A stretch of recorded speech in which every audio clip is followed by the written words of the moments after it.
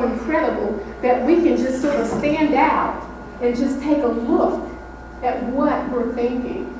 And when I say something negative or think something negative, I give myself what I call the shock therapy. You know what the shock therapy is? It's a phone ringing.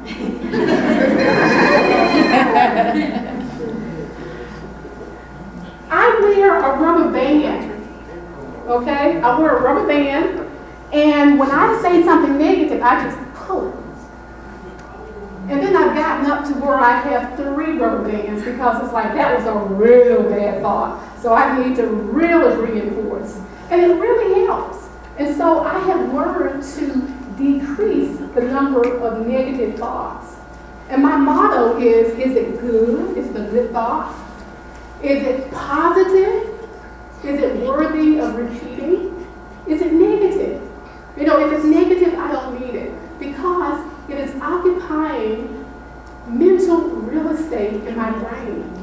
And I call them squatters. I don't need any squatters in my brain because they're not paying. So I need to put just good things. Whatsoever is good, what is honest, that's what I need in my brain. So we have to learn to reframe our thinking. Now, sometimes it goes something like this. Let's say your boss has called you for a meeting. And he says, John, I need to do your evaluation. And you think, well, I just had an evaluation 6 months. I just had an evaluation 6 months ago. And then that was followed up by an evaluation 3 months ago, but evaluations are only every 6 months. So why is my boss having all these evaluations, performance evaluations? And so your mind starts spinning and thinking, it's like, well, are they trying to get rid of me? Am I going to be laid off? And you know how you get into that loop? And the next day is when you're going to be meeting with your boss. And so you're lying in bed, it's 2 o'clock in the morning, and you're going and you're thinking, for the past couple of days, he hasn't made eye contact with me. I wondered, what's going on? I sent him an email, he didn't reply to my email. And so you're getting kind of tired, you have to get up the next morning and go in for that interview, and then all of a sudden it's just like, oh boy, my head is aching, my stomach is hurting, and I wonder if maybe I have a brain tumor. Could it be a brain tumor? Mary Jo had those same symptoms, and she died. Am I dying? But then you think, well, okay, if I lose my job, I'm going to lose my house. And if I lose my house, I might have to move in with my mother-in-law. And we don't get along. And so your mind goes into this continuous loop. And you're just making up things that will probably never, ever happen. And you're saying, okay, I lose my job, I'm on the street, I'm a house person, I got this brain tumor, have no insurance, got to get up 2 o'clock, got to get up 7 o'clock in the morning, and I'm tired. What happens if I oversleep? And so you have this ruminating about stuff that probably will never, ever happen. Anybody been there? I thought I was the only person. I'm in good company. But you can get control over your thoughts. So we need to reframe. So what if you're going to lose your job? Maybe you need another job. Maybe that isn't a job for you. Oftentimes, it can be good. So we need to learn to look at the good in all situations. Even though it might be a negative, there's something good about it. Keys to positive self-talk. Avoid blaming. Now, oftentimes, it feels good to blame someone else because you feel that it takes the responsibility off of you. But in actuality, it causes more stress. When we take control, we're taking ownership. And when we take ownership, that lowers our stress levels. Control your inner talk. You're working on a computer. I'll never learn this. I am so stupid. I'm just an idiot. I'll never learn this. Well, no, say something like, when I was a baby, I had to learn to walk. I've never learned how to use computers. It's something I can do. I know how to program the microwave. Surely I can learn how to do this computer. So always look at the positive instead of the negative. Find the good in every situation. Focus forward. Don't stay stuck in that problem. You have to look beyond that and focus on a solution. Also, keep the right perspective. Now, oftentimes we make mountains out of molehills, right? I want everyone to put their hand out like this, okay? Okay, that's a molehill, but we put it right here. You see how magnified it is? We take situations that are small and we put it magnified and it's overwhelming. So we need to keep it in perspective. Other tips for reducing stress: get up on time. If you're always rushing and you're at work just to clock in exactly on time, that's stressful.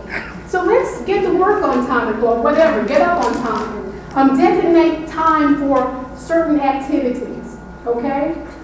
You need to get organized, learn to say no, plan ahead, determine your priorities. And we have to take breaks. We have to be gentle to ourselves. And so schedule those breaks. Schedule tasks.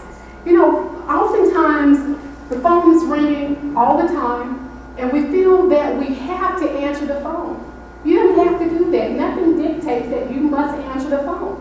It's a big distraction. So you schedule when you will return phone calls. Work on the most important thing first. Now, a lot of people are procrastinators. I know I was a big procrastinator.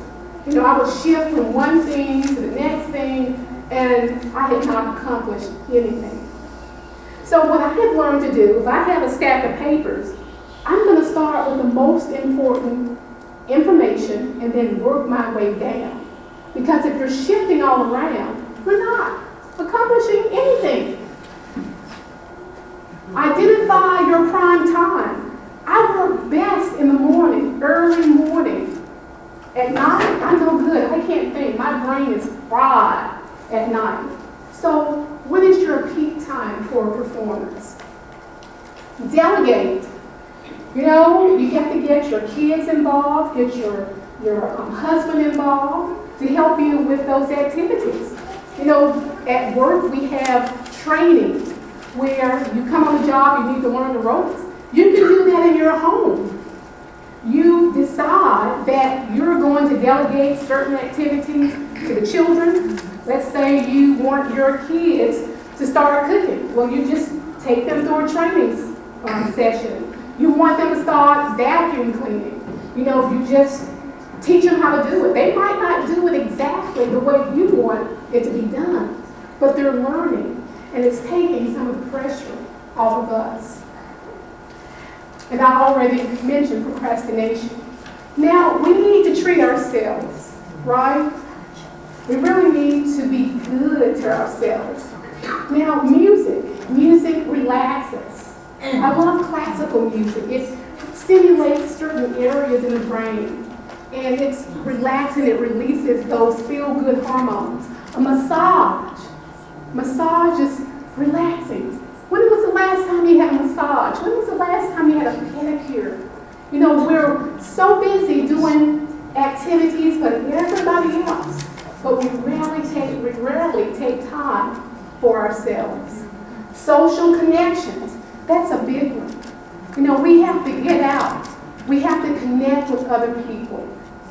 That is very important. Schedule a date with yourself. Reward yourself. Facials, pedicures, laughter. I love laughter. Now, We don't want to laugh at the expense of someone else.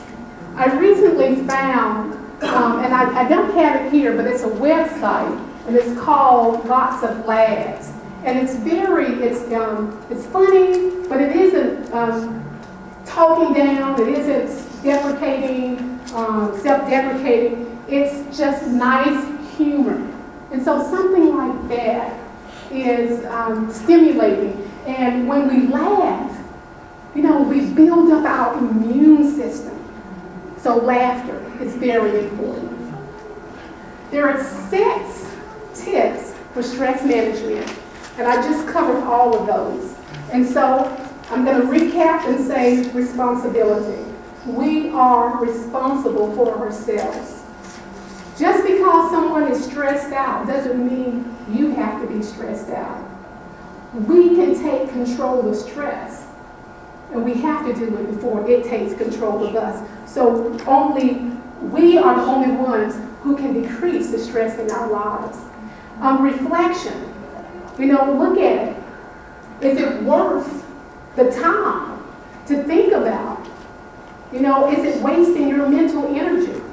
Do you need to take that on? Relaxation, relationships, the refueling, and that's eating healthy, exercising with the recreation. And so there are some things that we cannot change. There are some things that will never change. And that's when the serenity prayer comes in. In fact, it comes in before. But it says, God, grant me the serenity to accept the things I cannot change, the courage to change the things I can, and the wisdom to know the difference.